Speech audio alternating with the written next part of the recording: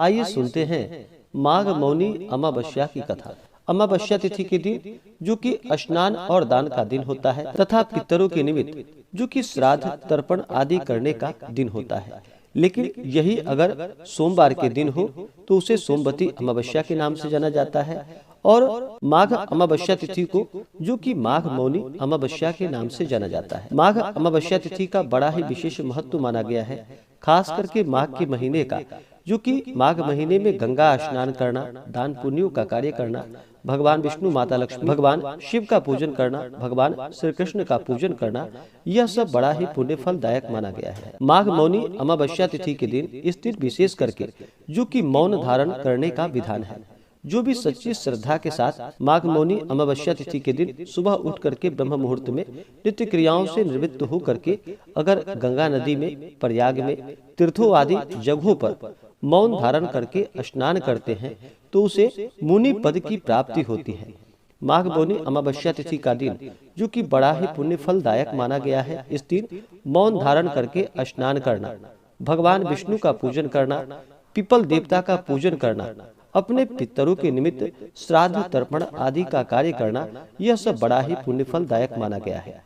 अमावस्या तिथि के दिन इस दिन विशेष करके जो कि गंगा स्नान करके शुद्ध वस्त्र धारण करके भगवान सूर्य देव को अर्घ्य प्रदान करना चाहिए और पीपल वृक्ष में जो कि जल डालना चाहिए, दूध का अर्घ्य प्रदान करना चाहिए। इससे भगवान विष्णु और माता लक्ष्मी का कृपा प्राप्त होता है। इस दिन भगवान शिव का माघ मौनी अमावस्या तिथि के दिन जो कि विशेष करके जलाभिषेक या दुग्धाभिषेक करना चाहिए, यह बड़ा ही पुण्य फलदायक होता है। तो आइए जानते हैं अमावस्या तिथि के शुभ मुहूर्त के बारे में। माघ कृष्ण पक्ष की मौनी अमावस्या तिथि प्रारंभ समय जो कि 9 फरवरी 2024 दिन शुक्रवार सुबह 8:03 और अमावस्या तिथि की जो समाप्ति होगी वह 10 फरवरी 2024 दिन शनिवार को सुबह 4:29 पे। तो हमें शुद्ध रूप से चंद्रोदय व्यापनी के अनुसार जो समय प्राप्त हो रहा है वह समय 9 फरवरी को ही प्राप्त हो रहा है। तो जो भी भक्तजन गंगा स्नान करने वाले हों या पितरों के निमित्त श्राद्ध तर्पण आदि का कार्य करने वाले हों, व्रत को धारण करने वाले हों, वो सभी 9 फरवरी 2024 दिन शुक्रवार को मौनी अमावस्या का व्रत किया जाएगा। इस दिन स्नान दान श्राद्ध तर्पण आदि का कार्य किया जाएगा। 9 फरवरी को सूर्योदय का जो समय है वह समय सुबह 6:37, सूर्यास्त शाम 5:47। चंद्रोदय का जो समय है वह समय सुबह 6:12 है और चंद्रास्त शाम 5:08। मौनी अमावस्या तिथि के दिन सर्वार्थ सिद्धि योग बन रहा है जो कि बड़ा ही अच्छा है। इस दिन सर्वार्थ सिद्धि योग होगा जो कि सुबह 7:05 से रात्रि 11:29 तक। इस दिन ब्रह्म मुहूर्त का जो समय होगा 9 फरवरी को वह समय सुबह 5:21 से सुबह 6:13 तक होगा। तो आइए सुनते हैं माघ मौनी अमावस्या की कथा।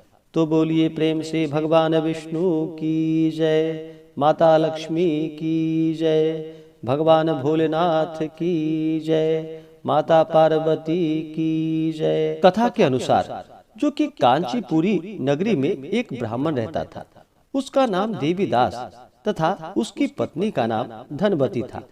उसके 7 पुत्र थे तथा एक पुत्री थी। पुत्री का नाम जो कि गुणवती था।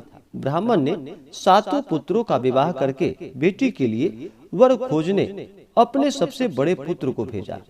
उसी दौरान किसी पंडित ने पुत्री की जन्म कुंडली देखी और बताया कि सप्तपदी होते होते यह कन्या विधवा हो जाएगी। तब उस ब्राह्मण ने पंडित से पूछा कि पुत्री के इस वैधव्य दोष का निवारण कैसे होगा। पंडित ने कहा कि सोमा का पूजन करने से वैधव्य दोष दूर होगा। फिर सोमा का परिचय देते हुए उसने बतलाया कि वह एक धोबिन है। उसका निवास स्थान जो कि सिंघल द्वीप है। उसे जैसे तैसे प्रसन्न करो और गुणवती के विवाह से पूर्व उसे यहाँ बुला लो। तब देवीदास का सबसे छोटा लड़का बहन को अपने साथ लेकर जो कि सिंघल द्वीप जाने के लिए सागर तट पर चला गया।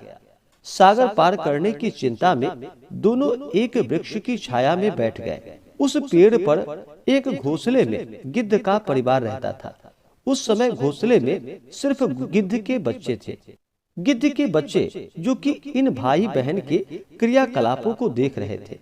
सायं काल के समय उन बच्चों की माँ आई तो उन्होंने भोजन नहीं किया।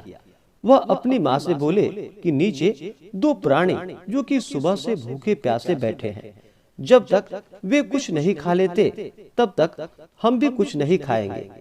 तब दया और ममता के वशीभूत गिद्ध माता उनके पास आई और बोली कि मैंने आपकी इच्छाओं को जान लिया है। इस वन में जो भी कंदमूल फल फूल मिलेगा मैं ले आती हूँ, आप भोजन कर लीजिए। मैं प्रातः काल होते ही आपको सागर पार करा दूंगी और फिर सिंगल द्वीप की सीमा के पास पहुंचा दूंगी। और वे दोनों भाई बहन माता की सहायता से सोमा के यहाँ जा पहुँचे। वे नित्य प्रातः उठकर सोमा का घर झाड़ कर लीप देते थे। एक दिन सोमा ने अपनी बहुओं से पूछा कि हमारे घर कौन बहारता है, कौन लिपता पोतता है। सबने कहा कि हमारे सिवाय और कौन कौन बाहर से इस काम को करने आएगा। किंतु सोमा को उनकी बातों पर विश्वास नहीं हुआ।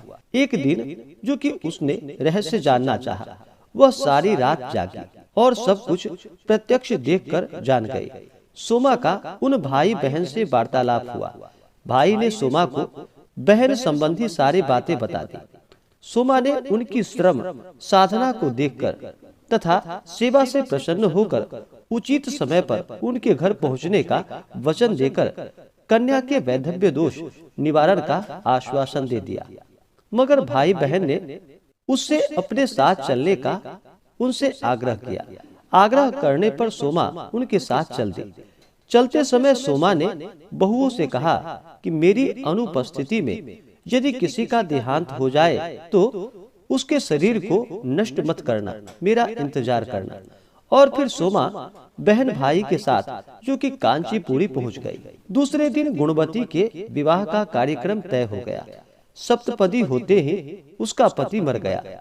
सोमा ने तुरंत अपनी संचित पुण्यों का फल जो कि गुणवती को प्रदान कर दिया और तुरंत ही उसका पति जो कि जीवित हो उठा। सोमा उन्हें आशीर्वाद देकर अपने घर चली गई। उधर गुणवती को पुण्य फल देने से सोमा का पुत्र जामाता तथा पति की मृत्यु हो गई।